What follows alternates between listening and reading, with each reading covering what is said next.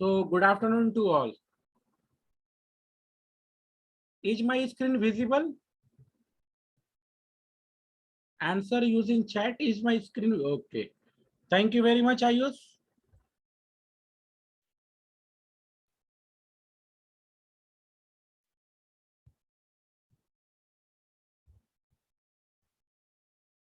Thank you, Aradhya.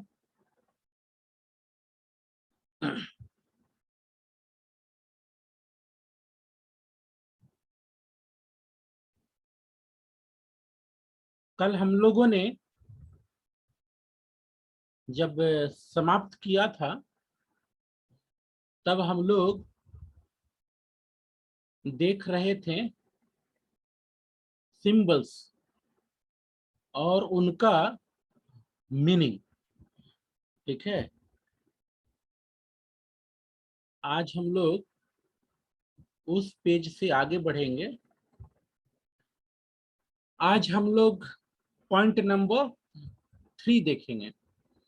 France abolishes monarchy and becomes a republic.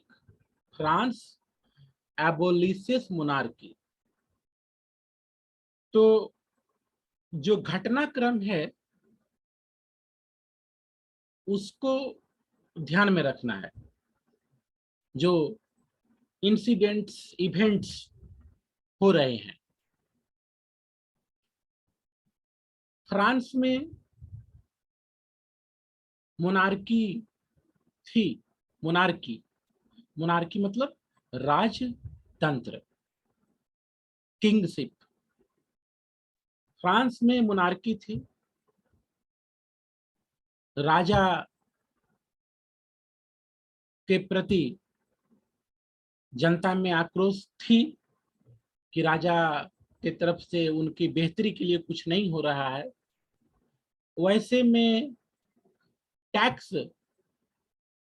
बढ़ाने का जो निर्णय हुआ उस कंटेक्स्ट में स्थिति ऐसी बनी कि राजा को थर्ड स्टेट को नेशनल असेंबली मानना पड़ा। थर्ड स्टेट वालों ने कॉन्स्टिट्यूशन बनाया और राजा को कॉन्स्टिट्यूशनल दायरे में ला दिया। ठीक है, तो सबसे पहले हुआ फ्रांस में मोनार्की। ठीक है, राजा था लुइस 16, उसका ही सब कुछ चलता था, राजतंत्र था। फिर आया कॉन्स्टिट्यूशनल मोनार्की। राजा के पावर को लिमिट कर दिया गया कॉन्स्टिट्यूशन के दायरे में। फिर इससे भी आगे बढ़ा फ्रांस की क्रांति, और जो कहने के लिए राजतंत्र को छोड़ा गया था, राजा को छोड़ा गया था, वह कहने के लिए भी हटा लिया गया। कॉन्स्टिट्यूशनल मोनार्की में क्या होता है? राजा कहने के लिए होता है। ठीक है, रियल पावर जो है कॉन्स्टिट्यूशनल मोनार्की में वह चुनी हुई बॉडी के पास होता है। ठीक है, तो कॉन्स्टिट्यूशनल मोनार्की आ गया था, लेकिन उसे भी हटा दिया गया। तो यहाँ शब्द लिख दिया कि मोनार्की हटा ही दिया गया, बिल्कुल खत्म, और लाया गया क्या? रिपब्लिक। रिपब्लिक।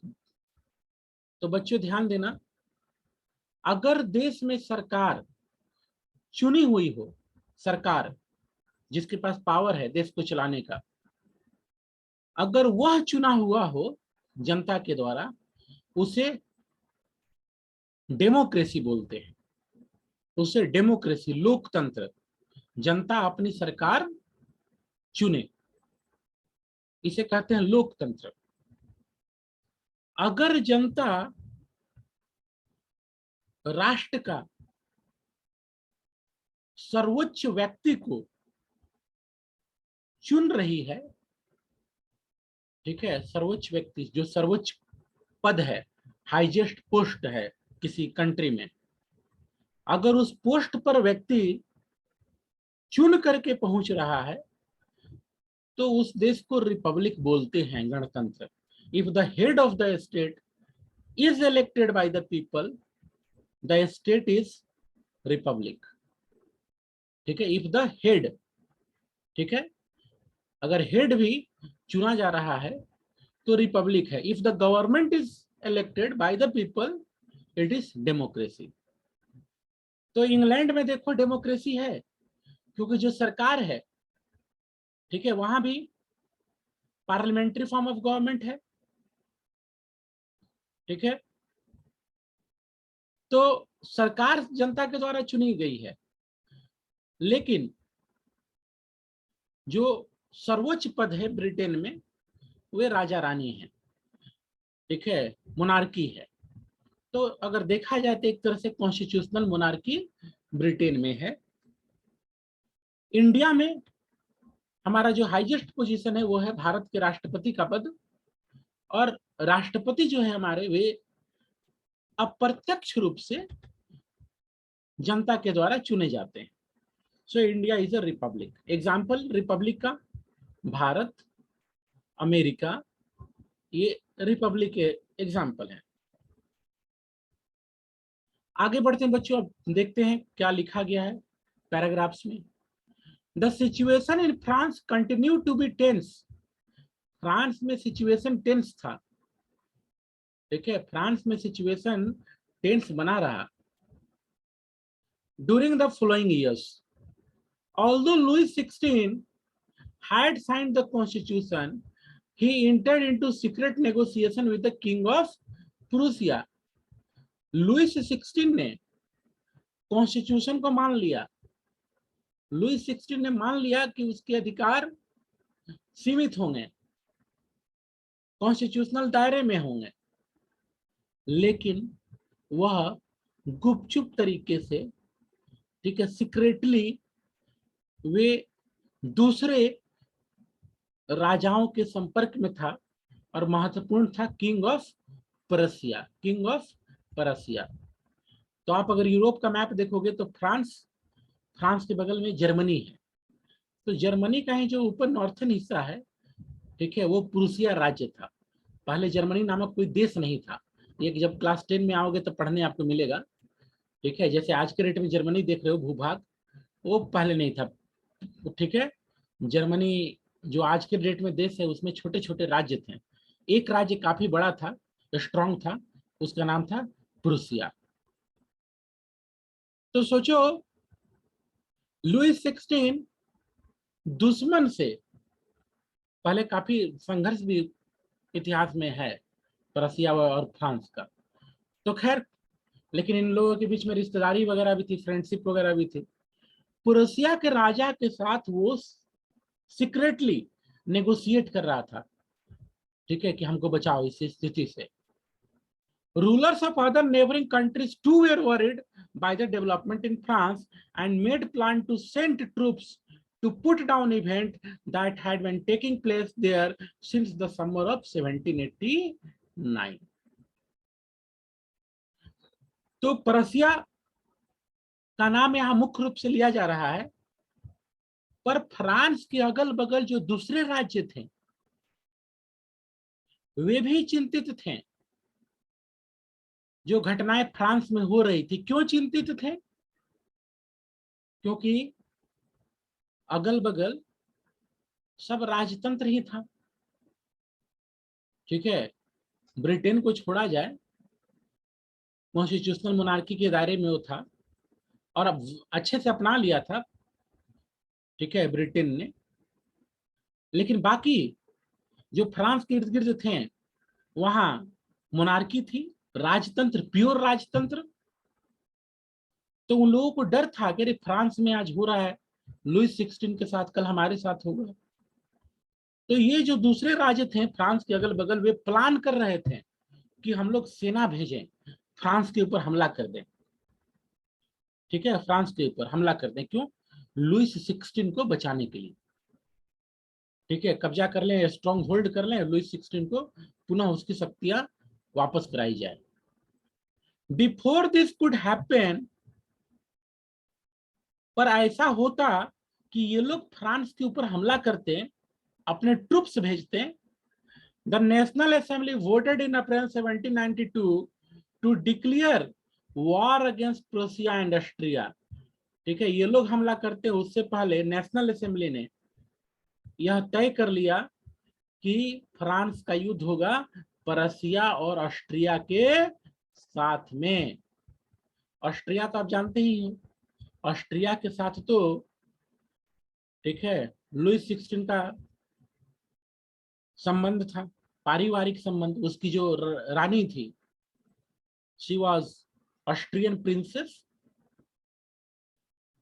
तो प्रसिया और ऑस्ट्रिया और कुछ और अन्य राज्य, ये लोग हमला करते फ्रांस के ऊपर, अपना सेना भेजते हैं। इससे पहले फ्रांस ने इनके साथ वॉर डिक्लेयर कर दिया। ठीक है, अब इसमें किसकी मान प्रतिष्ठा कम हुई? वह हुई लुईस 16 की। लोगों को लगा अरे ये आदमी तो डबल गेम खेल रहा है। ठीक है, यहाँ बचने के लिए बोल रहा है कि ठीक है हम कॉन्स्टिट्यूएंट जो कॉन्स्टिट्यूशन है उसको मानेंगे, और एक तरफ ये ठीक है दुश्मनों से हाथ मिला रहा है, अपने ही देश पर हमला कर रहा है। ठीक है, thousand of volunteers thronged from the provinces to join the army। और जब बात देश की हो, क्योंकि फ्रांस में ये भावना चल रही थी देश, ठीक है, तो हजारों वॉलंटियर्स लोग खुद ब खुद सामने आए। अभी देख रहे हो यूक्रेन में कॉमन सिविलियन हथियार उठाए हुए हैं कि हमको अपना देश बचाना है रसिया से। ठीक है, वो किसी का साइड में नहीं ले रहा हूं, बस मैं जो वहां हो रहा है, और आप टीवी पे भी देख रहे होंगे, कॉमन पीपल। ठीक है, एक दो दिन में वो सीख रहे हैं किसी तरह से बंदूक चलाना, स्टेन गन चलाना, और सरकार उनको हथियार दी। ठीक है, क्योंकि वहां क्या भावना है कि अपना देश को बचाना है रसियन अटैक से। तो इसी तरह से यहाँ पर भी लोगों में भावना कि अरे राजा इतना बदमाशी कर रहा है।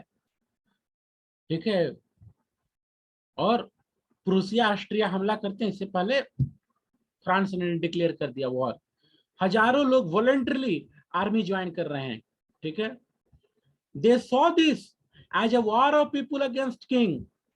ये जो कॉमन पीपल है फ्रांस के, उनको क्या लग रहा है ये युद्ध कैसा है? कॉमन पीपल एक तरफ और एक तरफ राजा। ठीक है, तो इस लड़ाई के रूप में वो लोग देख रहे थे, common people versus kings and aristocracies all over Europe. Among the patriotic song they sang was a Marseillais।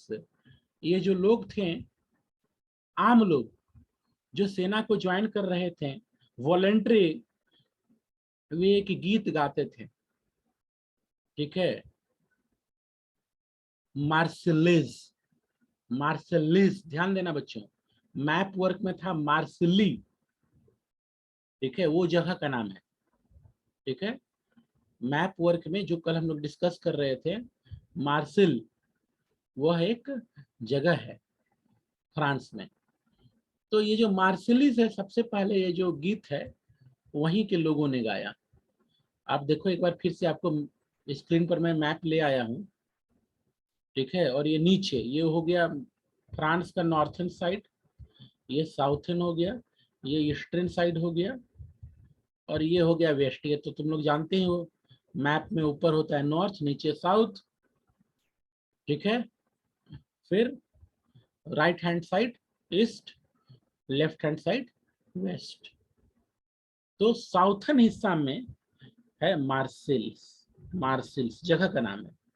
पहले ये छोटा सा विलेज के रूप में था, अब तो थोड़ा ग्रोन अप हो गया, डेवलप हो गया। ठीक है, टाउन के रूप में। तो मार्सिल नामक जगह के लोगों ने गीत गाया, उसी का नाम आगे चल करके हो गया मार्सिलीज। और ये मार्सिलीज जो है ये थोड़ा लंबा है, देखो मार्सिल तुरंत खत्म हो गया बोलना, मार्सिल ये जगह है, मार्सिलीज नेशनल एंथम फ्रांस का। तो जो युवा थे जो सैनिकों को ज्वाइन किए वॉलंटियर्स, वे गीत गाते थे मार्सिल्स। ठीक है, और ये गीत गाते हुए they march into Paris and so got its name. The Marseillaise is now the national anthem of France। Very important line, underline कर रहने वाली। मार्शलीज आज फ्रांस का नेशनल एंथम है। Marseillaise is now the national anthem of France. नाम कैसे पड़ा? क्योंकि इसको सबसे पहले मार्शल्स नाम के, ठीक है, नामक जगह से आने वाले वॉलंटियर्स ने गाया। So it's got it name Marseillaise. The Revolutionary War brought losses and economic difficulties to the people। अब जो रिवोल्यूशन हुआ, ठीक है, पड़ोसी राज्यों के साथ युद्ध हुआ, तो निश्चित तौर से जो इकोनॉमिक डिफिकल्टीज है वो बढ़ता है। युद्ध के कारण इकोनॉमिक डिफिकल्टीज बढ़ता है, ठीक है। और इसको आप लोग देख रहे होंगे, रसिया और यूक्रेन का जो झगड़ा हो रहा है उसके चलते उन दोनों पर तो असर पड़ ही रहा है, दूसरे देशों पर भी असर पड़ रहा है, ठीक है। क्रूड ऑयल के दाम बढ़ रहे हैं, इडेबल ऑयल उसका दाम बढ़ रहा है, अनाज के दाम इंटरनेशनल मार्केट में बढ़ रहे हैं। तो युद्ध होता है, दो देशों के बीच हो रहा है, उन पर तो असर पड़ता ही है, दूसरों पर भी पड़ता है। तो खैर जो रिवोल्यूशनरी वॉर था उसका असर लोगों पर पड़ा, ठीक है, नुकसान हुआ उनको। While the men were away fighting at the front, women were left to cope with the task of earning a living and looking after their families।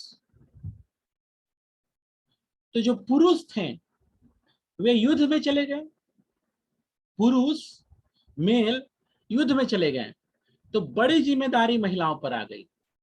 अब उनको बाहर का भी काम देखना है और साथ में घर पर भी परिवार का देखरेख करना है, बच्चों का देखरेख करना है, बुजुर्गों का देखरेख करना है, ठीक है। तो महिलाओं की भूमिका काफी बढ़ गई। Large section of the population were convinced, large section of the population मतलब पॉपुलेशन का एक बड़ा हिस्सा, मतलब अधिकतर लोग, ठीक है, वो कन्विंस्ड थे that the revolution had to be carried further as constitution of 1791 gave political rights only to the richer section of the society। बच्चों, जो संविधान बनाया थर्ड स्टेट वालों ने, ठीक है, बाद में वही नेशनल असेंबली कहलाया, तो नेशनल असेंबली ने जो संविधान दिया 1791 में, उसमें तो राइट टू वोट किसको दिया गया? अमीर पुरुषों को, ठीक है। तो इसलिए लोगों को यह लगा, इसलिए लोगों को यह लगा कि जो क्रांति है वह आगे बढ़नी चाहिए। क्यों भाई क्रांति आगे क्यों बढ़नी चाहिए? क्यों? क्योंकि हम कॉमन पीपल को तो कुछ मिला नहीं, जो अमीर थे उनको मिल गया, राइट टू वोट मिला, राइट टू गेट वोट मिला, इलेक्टोरस बनने का, नेशनल असेंबली में जाने का अधिकार मिला। तो इसलिए लोगों को ये लगा कि ये आंदोलन अभी और जारी रहना चाहिए और बहुत कुछ करने की आवश्यकता है। Political clubs became an important rallying point for people who wish to discuss government policies and plan their own form of action। The most successful of these clubs was that of the Jacobins, who got its name from the former convent of Saint Jacobin, Paris। ठीक है, अब इसका मतलब क्या हुआ? जो common people थे France के, उनको लगा राजा तो हट गया, कॉन्स्टिट्यूशनल मोनार्की आ गई, मिला क्या? कॉमन पीपल को क्या मिला? ठीक है, राइट टू वोट या नेशनल असेंबली में जाने का अधिकार, वो तो अमीर पुरुषों को मिल गया। तो इसलिए उन लोगों को लगा कि नहीं, अभी और चर्चा होनी चाहिए, जो आंदोलन है वो आगे बढ़ना चाहिए। और आपस के चर्चा के लिए लोगों ने पॉलिटिकल क्लब बनाया, और सबसे फेमस पॉलिटिकल क्लब हुआ, ठीक है, जैकोबिन। जैकोबिन, ध्यान दीजिएगा, पॉलिटिकल क्लब का नाम है जैकोबिन पॉलिटिकल क्लब। यानी कि कहना, अगर मतलब अगर समझो तो कह सकते हो राजनीतिक दल हो गया ये, ठीक है, पॉलिटिकल क्लब। इसके बहुत सारे मेंबर हुए, बहुत से लोगों ने इसकी मेंबरशिप ली, ठीक है। They use to discuss about the countries politics. तो जैकोबिन्स बड़ा फेमस हुए। अब जैकोबिन नाम कहाँ से पड़ा इनका? क्योंकि ये पेरिस में, ठीक है, कन्वेंट ऑफ संत जैकब में बैठते थे। मतलब कन्वेंट बिल्डिंग, संत जैकब बिल्डिंग जो था पेरिस में, वहां इनकी बैठकें होती थी, और वहीं से इन्होंने नाम अपनाया जैकोबिन्स। जैको, जैकब हो गया, इंस, तो पूरा पढ़ेंगे जैकोबिन्स।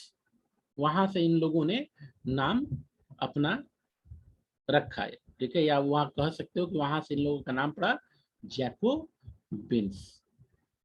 आगे देखते हैं। Women too had been active throughout this period, formed their own clubs. महिलाएं वे भी एक्टिव रहीं। अब मैं तो बोलता हूं कि महिलाओं ने महत्वपूर्ण भूमिका निभाई। वैसी भूमिका तो फ्रांस के जो पुरुष थे वे नहीं निभा पाए, जितनी बहादुरी महिलाओं ने दिखाया, और जो टर्निंग पॉइंट उन्होंने दिखाया रिवॉल्यूशन में। So women played very important role in French revolution, ठीक है।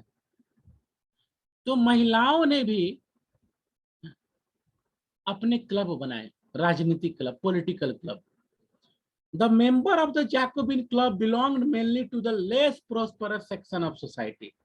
जो जैकोबिन्स थे उनके सदस्य, ठीक है, कम संभ्रांत लोग थे, माने कहो तो गरीब लोग थे, ठीक है, एवरेज लोग थे, आम लोग, ठीक है, जैकोबिन के सदस्य, कॉमन पीपल।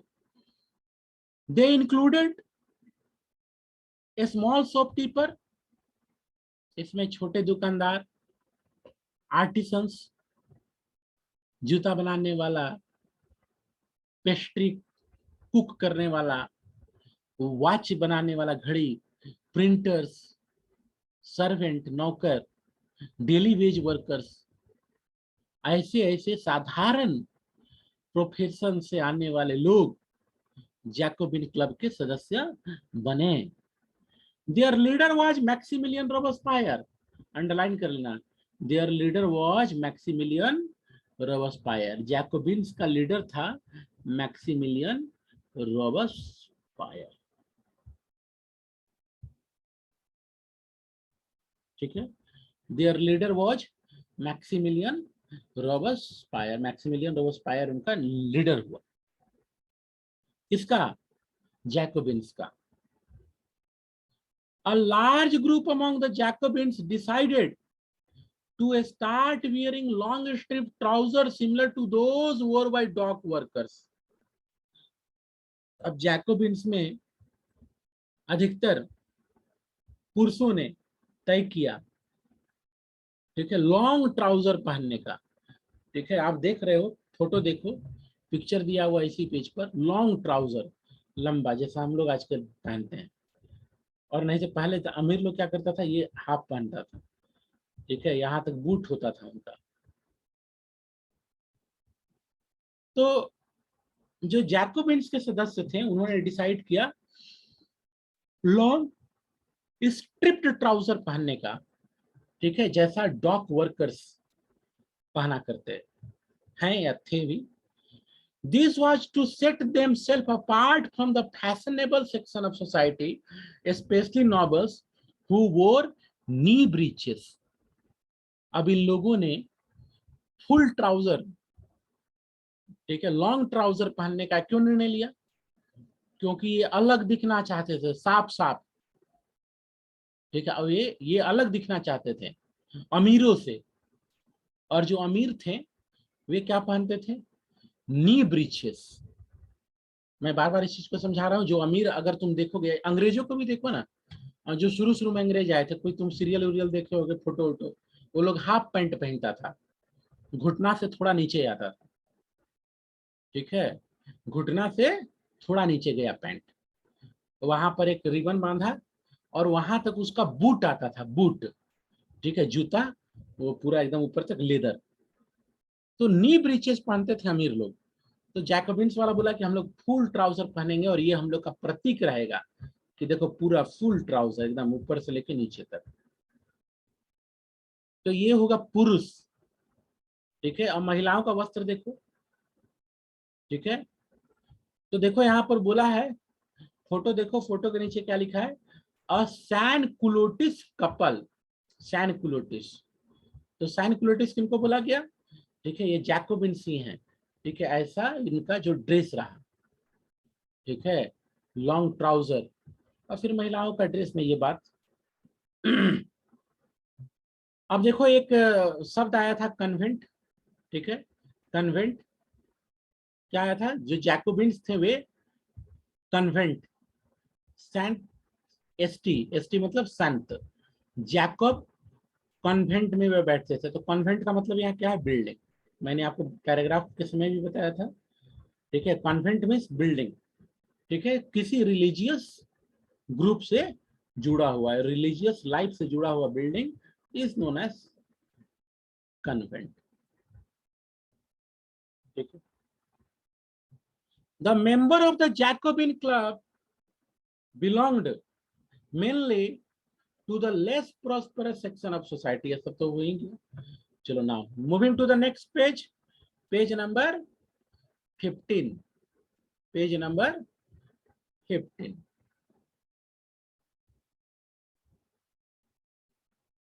नाउ, तो जैकोबिन्स का जो यह कदम था ड्रेस चेंज का, कि हम लोग ऐसा ड्रेस पहने, अधिकतर जैकोबिन के सदस्य वैसा ड्रेस पहनने लगे, लॉन्ग ट्राउजर। ये एक तरह से विरोध था, प्रयास था पावर खत्म करने का, नी ब्रीचेस वालों का। यानी कि जो अमीर लोग थे, संभ्रांत लोग थे, एरिस्टोक्रेट्स थे दूसरे। These Jacobins came to be known as sansculottes. ये जो जैकोबिन थे, जिन्होंने ट्राउजर पहना, डॉकयार्ड की तरह ड्रेस पहना, और महिलाएं भी, तो ये कहलाए सैनकुलोटिस। इसका मतलब है दोज विदाउट नी ब्रीचेस। इनका जो ट्राउजर है उसमें कोई नी ब्रीचेस नहीं है। ठीक है, दोज विदाउट नी ब्रीचेस, सैनकुलोटिस, ऐसे ड्रेस पहनने वाले। ठीक है, महिला पुरुष, महिलाओं का भी ड्रेस अमीर महिलाओं से थोड़ा अलग। ठीक है, मिलता जुलता रंग पुरुष जैकोबिन्स के ड्रेस से। तो आपने फोटो भी देखा सैनकुलोटिस कपल का।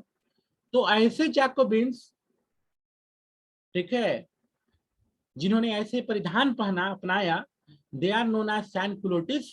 और सैनकुलोटिस का, इसको अंडरलाइन कर लेना, sansculottes literary meaning, literal meaning क्या है? Those without knee breeches. Sansculottes men wore in addition the red cap. ये जो सैनकुलोटिस पुरुष थे वो रेड कैप पहने, और हम लोगों ने कल देखा रेड कैप, रेड कैप मतलब वैसे पुरुष जो पहले गुलाम थे अब आजाद हो गए। तो उन्होंने रेड कैप पहना, सिंबल कि पहले हम गुलाम होंगे, आपका बात मानते अब नहीं, हम आजाद हैं। Sansculottes men wore in addition the red cap that symbolise liberty. वो जो रेड कैप था वो प्रतीक चिन्ह था लिबर्टी का, आजादी का, स्वतंत्रता का। Women however were not allowed to do so. ठीक है, महिलाओं जो है वो रेड कैप नहीं पहनी, पुरुष पहने। In the summer of 1792 the Jacobins planned an insurrection of a large number of Parisians who were angered by the short supplies of high prices of food. On the morning August 10, they stormed the palace of Tuileries, massacred the king's guard, and held the king himself as a hostage for several hours. राजा, ठीक है, उसको बंदी बनाइए। जो जो Jacobian वाले थे वो प्लान किया। जैकोबिन बहुत बड़ा क्लब था, लार्जेस्ट क्लब था, वो फेमस क्लब था, क्योंकि कॉमन पीपुल थे और कॉमन पीपुल की तो आबादी होती है ज्यादा। तो इन लोगों ने प्लान किया सत्ता परिवर्तन करने का। ठीक है, जो पैलेस था टुलरिस, जिसमें राज परिवार था, ठीक है, राजा के गार्ड्स को मार दिया गया, किंग को बंदी बना लिया गया घंटों तक। Later the assembly voted to imprison the royal family. बाद में चल करके असेंबली ने, और असेंबली में कौन पहुंच गया? असेंबली में इन्हीं लोगों का बहुमत रहा। ठीक है, जैको मैक्सिमिलियन रोबेस्पायर, ठीक है, और उस जैकोबिन से जुड़े हुए दूसरे leaders, they started holding the power in France, guiding politics of France. तो नेशनल असेंबली ने क्या किया, वहां वोटिंग हुआ तुरंत कि राजा को जो हॉस्टेज बनाया गया है उसको इम्प्रिजन कर दो, जेल में डाल दो। राजा के परिवार को, रॉयल फैमिली, राज परिवार, रॉयल फैमिली, राज परिवार के सदस्यों को जेल में डाल दिया गया। ठीक है, लुइस 16, उसकी वाइफ, बच्चे जेल में।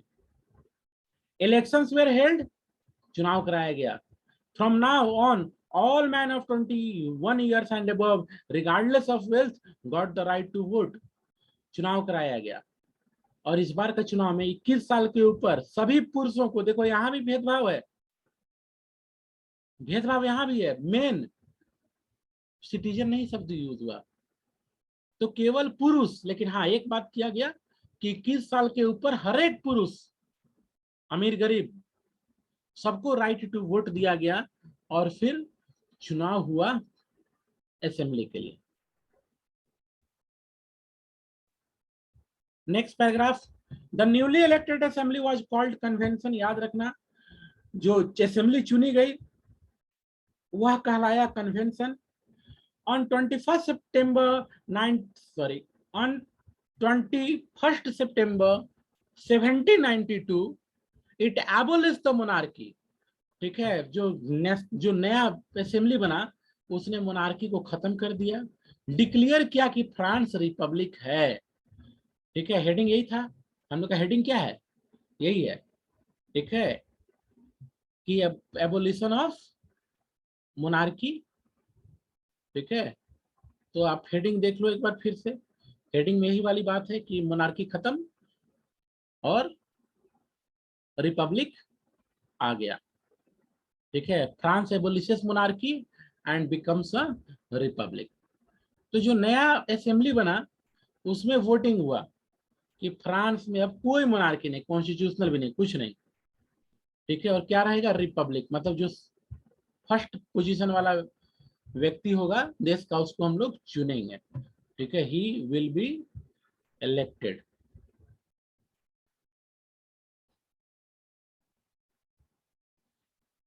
The newly elected assembly was called convention. जो नया असेंबली चुन करके आया उसको कन्वेंशन बोला गया।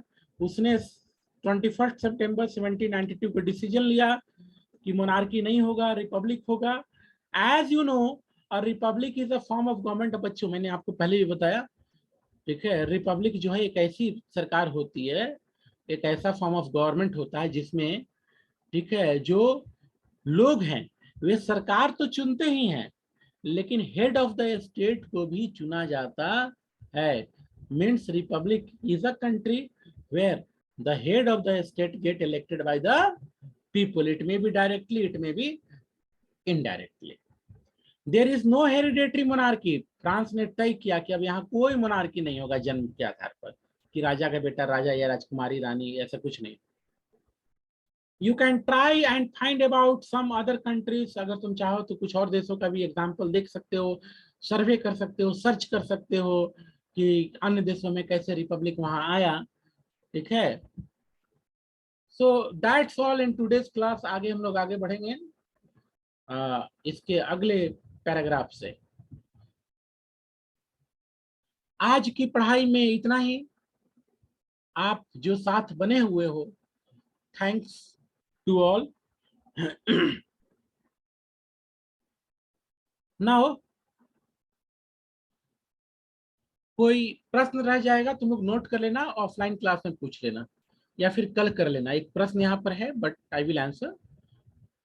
सो जो प्रश्न है आपका उसको अंडरलाइन कर लेना, ऑफलाइन क्लास में उसको रेस करना, या फिर कल सुबह जब कल क्लास की शुरुआत होगी। Thank you very much, have a nice day, God bless you all.